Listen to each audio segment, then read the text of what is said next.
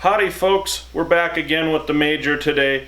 We're going to do some maintenance on it. It desperately needs some new fluid in the transmission. So we have here some straight 40 weight diesel oil, and we have a new tool from a sponsor.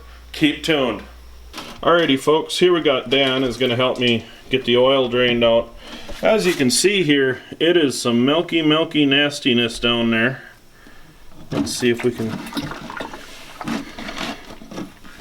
Yeah, on the floor there, that's milky nastiness with some water in there. We're going to let that drain, and we're going to tell you about the new sponsor for the channel and what they supplied with us today. Alrighty, while we're waiting for that transmission to drain, we have here a LocknLube grease gun tip. This thing makes life easy. Even with these nice pistol grip grease guns, it is nice to be able to use both hands for things other than fighting with a grease gun tip. Let me show you how it works. So this LocknLube tip, you work it like this, you stick it on there, you can wiggle it around, you can pull on it till your hose breaks. This thing ain't coming off. I think it was 30,000 PSI it takes to blow one of these things off a grease zerk. Anyway, you got that on there, you ain't gotta hold it. We'll give this wheel bearing some pumps of grease. It ain't leaking out anywhere around here when you're done. You just pull it right off and you're good to go.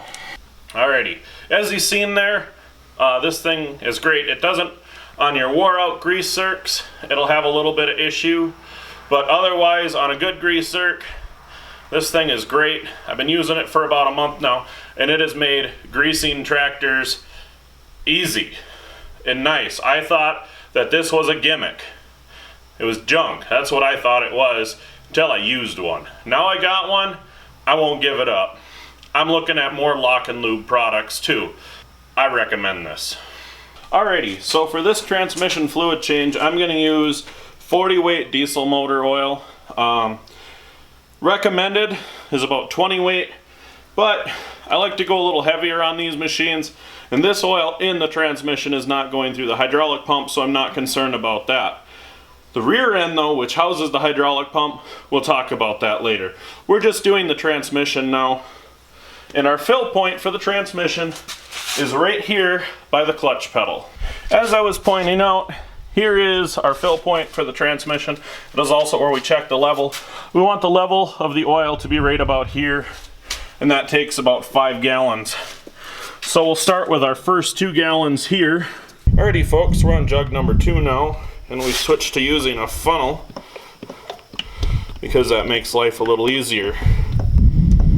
So after this jug we'll be up to 4 gallons, and then we just have 1 more gallon to put in, and that should be a full transmission according to the book. Alrighty, well, I did decide to check the fluid before I added more, and it looks like 4 gallons is enough to fill the transmission. Alrighty folks, well, we got 2 jugs in there, and they're 2 gallons apiece, and I just decided to check before I added another gallon, and I noticed the fluid was a bit high, so we started up the tractor, got the fluid moving, shut it down, and we let it rest for a moment. And if you look in here,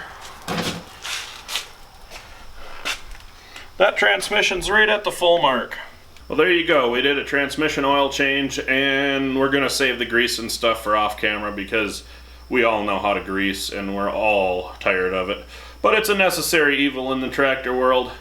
Thanks for watching. Please comment, rate, and subscribe, and we'll see you in the next one.